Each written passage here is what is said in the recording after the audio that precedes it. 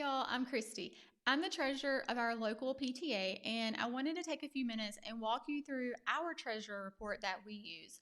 We find it beneficial. It helps us monitor our budget to our actuals throughout the year, and we think it's a great spreadsheet. So let's get started. By the way, I do love numbers and I love spreadsheets. So if I ramble a little bit or go too fast, I'm sorry. There's so much to pack into a little bit of time. If you find yourself having questions after this video, I will leave my email in the show notes, so please don't hesitate to reach out. If you have any comments or ways to improve the spreadsheet, by all means, please reach out and tell me that too. I am all about efficiency and improving the process, okay? Let's get started. So up here at the top, you want to enter in your school name. If you're watching this video past the year 23-24, then also update your school year. Right here, we have a drop down, so you can select the month that you are working on your treasurer report. We print this out and we take it to each of our board meetings monthly. We find it very handy to have, and a very good visual. Shows us what we have budgeted and what we have year to date as far as income and our expenses. This little cell right here is just to show us kind of what the previous board rolled over to us. This box here, you want to enter in the checking account balance as it was whenever you did the audit and then you took over your role as a board member. So for this purpose, I'm just going to put $1,000. I do want to point out that everything that you see as far as data or numbers or values or names, all of this is totally made up for the purpose of this video. It's not realistic, but I think that it's beneficial for you to see numbers in the spreadsheet to see how it actually works. The spreadsheet that you're going to get is going to be blank, so I'm going to be going through and telling you what you need to do in order to get yours up and running, okay?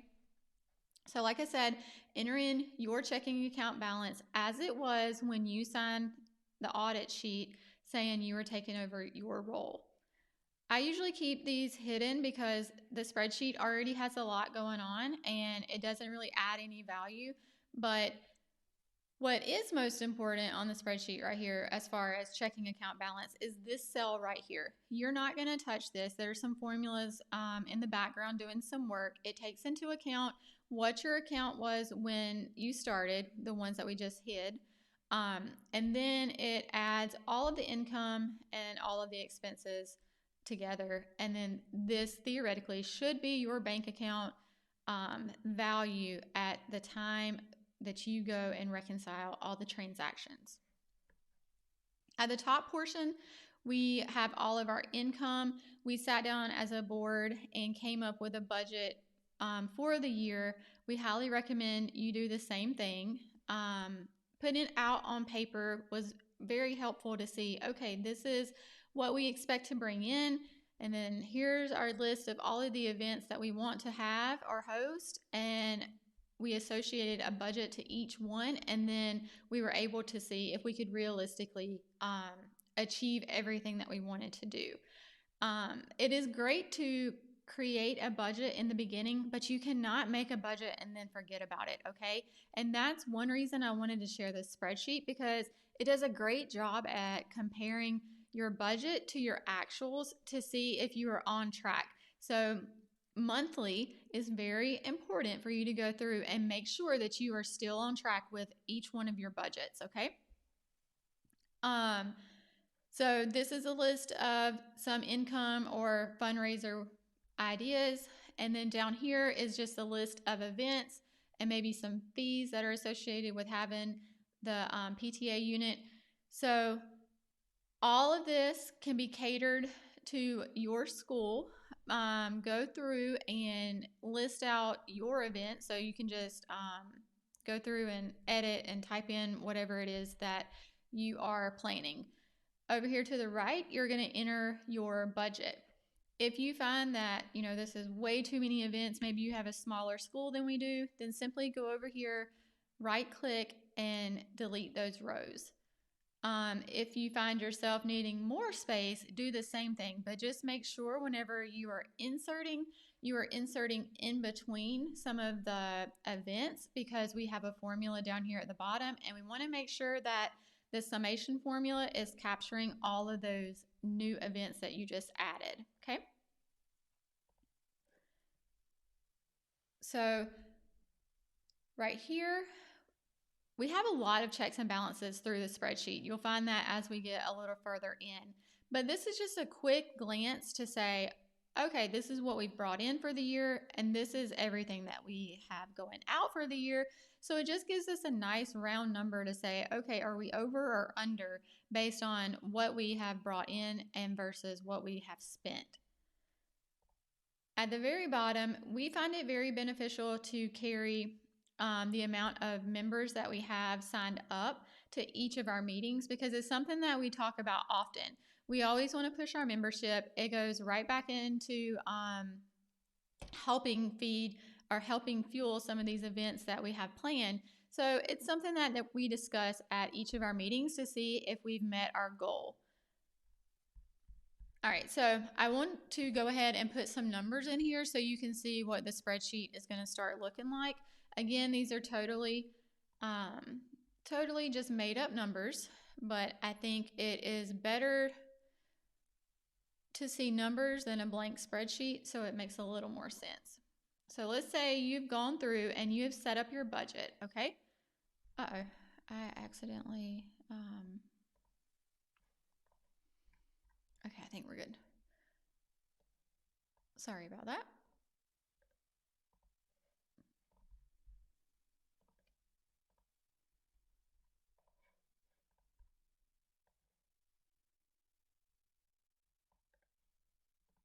Sorry for that little delay.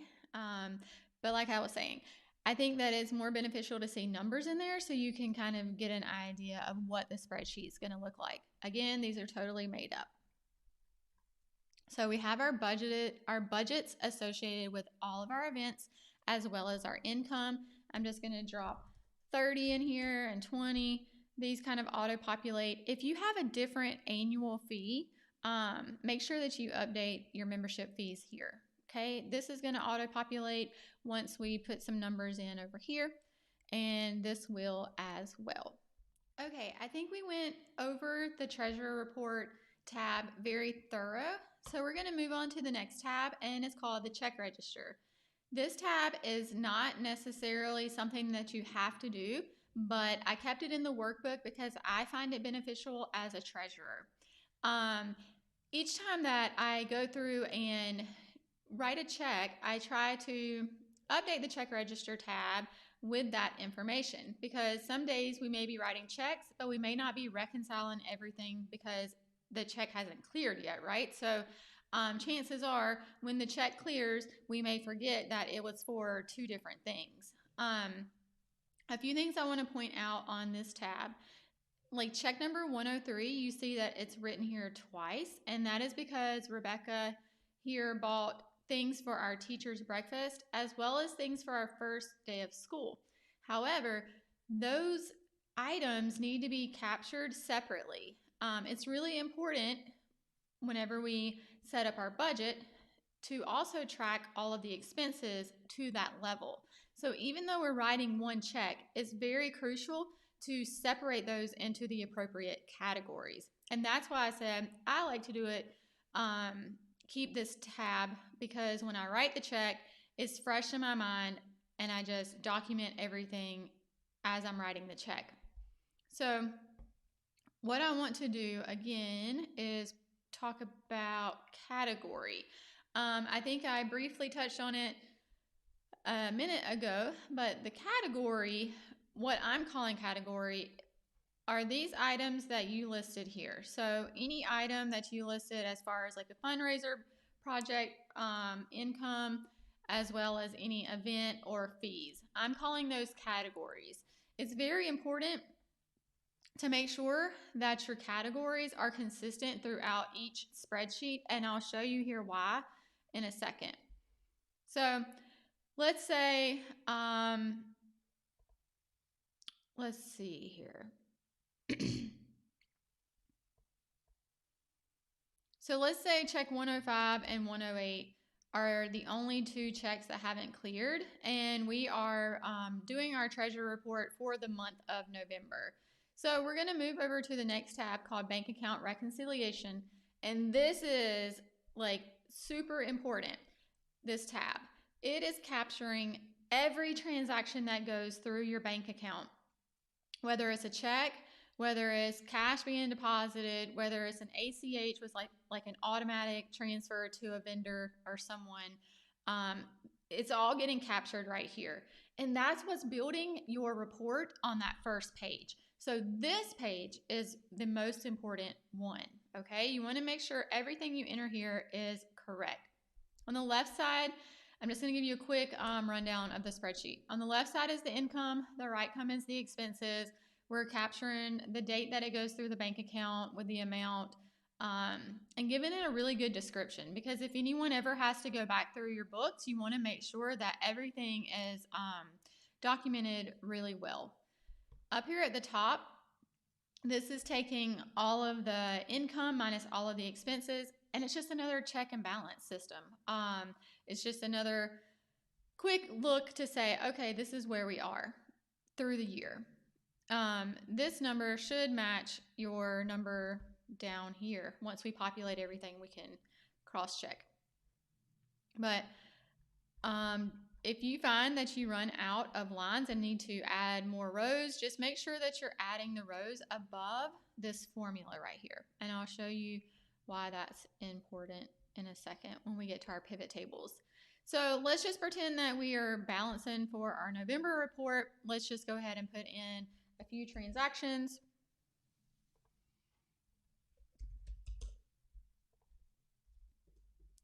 I'm just going to do one in here for membership, really quick and easy. And then let's just do one for Spiritwear.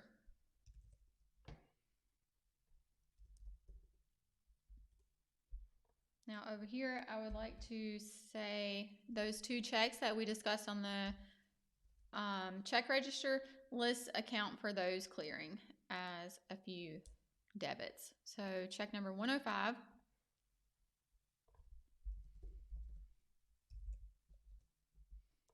For $985. I'm going to copy the description here, which is another reason I like to do the check register tab, because to me it's just, it makes my life a little easier when I go and put everything in for the month. Now this was for school store, but I'm going to leave off store. Let's say that I was typing so fast, or maybe I did school stores with an S. I want to show you what happens, okay? So I did that on purpose.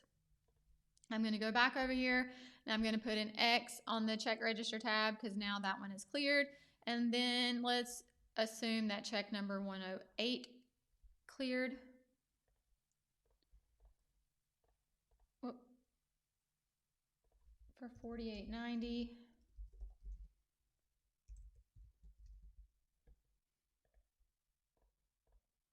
And that one was for Fall Festival.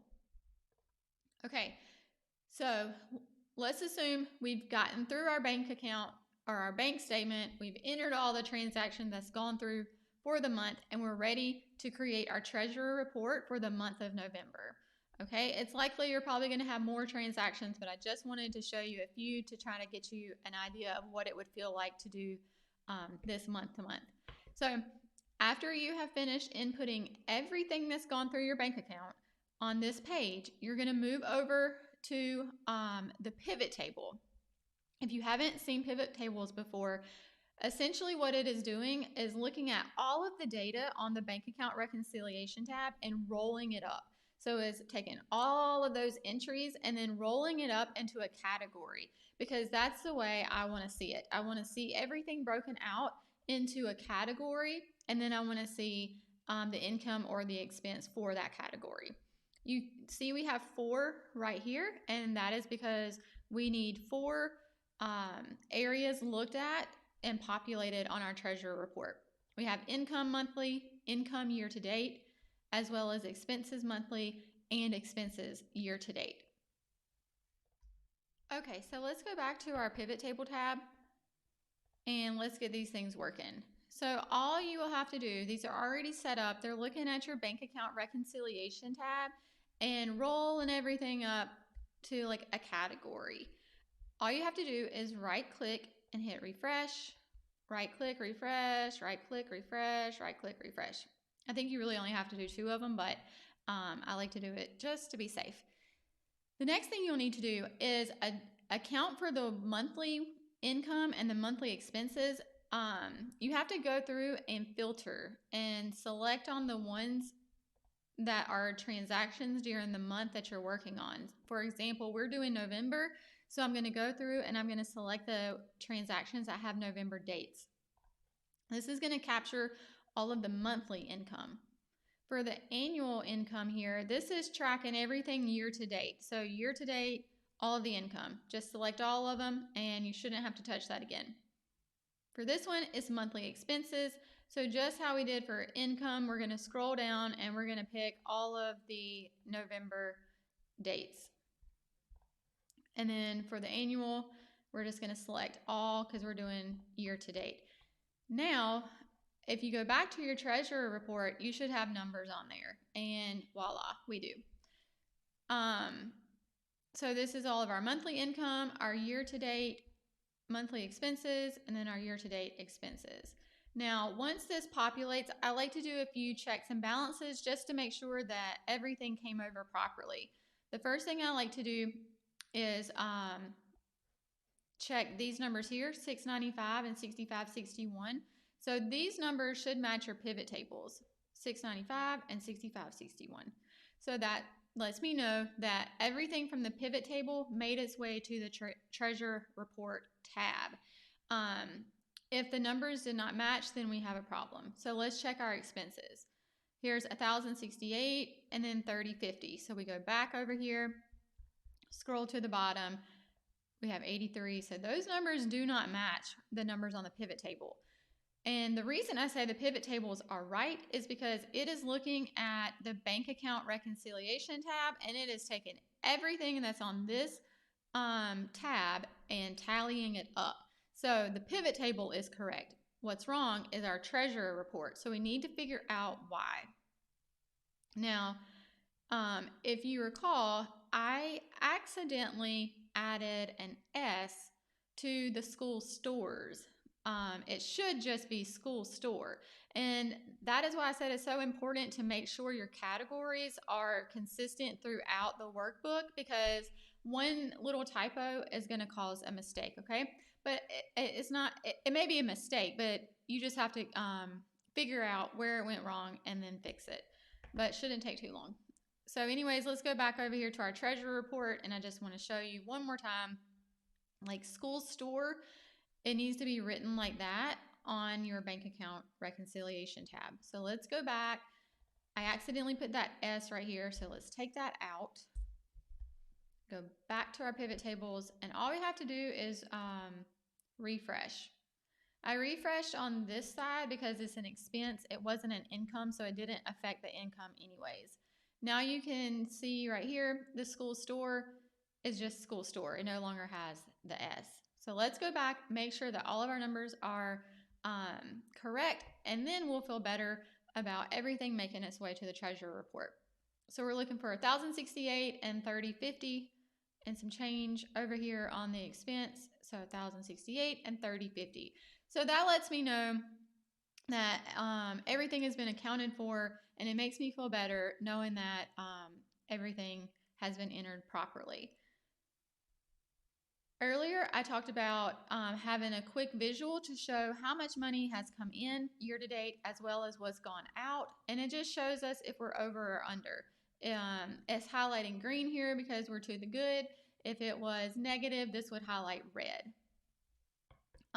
There is one more thing that I like to do. Up here at the top, I mentioned earlier that this should be your bank account value. So once you have put everything into your bank account reconciliation tab, you've refreshed your pivot tables, you have data populated here, this number should equal what is in your bank account. If it doesn't, then something's wrong, okay? And if you want to check this value before you check all these down here, you can do that as well, whichever one is more convenient for you. I would like to point out over here to the right, we have a variance column. This column is comparing the budgeted value for that category versus the year-to-date total. So like I said, it's great to set a budget, but you cannot set a budget and forget about it. You have to monitor it month to month to make sure that you're still on track. And this is just one quick way that we like to do it. So this is comparing your budget to your year-to-date. So say we hoped that we would raise $1,000 for membership, and we have raised $880. So that lets me know we have $120 left to go to reach our goal. Now, if we go down to the expenses, I have put some conditional formatting in here, which means that it's going to highlight red, and that way it just draws your attention to where there may be a problem. And in this case, it tells me we have budgeted $100 for our teacher's breakfast, but we spent $257. So this is telling me we went over budget, and it's red, and just a quick visual to say, hey, take a look at this. Like I said earlier, these numbers are totally just made up for the purpose of the video, so just keep that in mind. And then down here at the bottom, the membership, the fees here, like after everything is populated, it's pulling this value right up here. So if your membership is different for an annual fee, I think I mentioned that earlier, just make sure you go in and update that. And then once you're done, put your name and your date, and you should be ready for printing.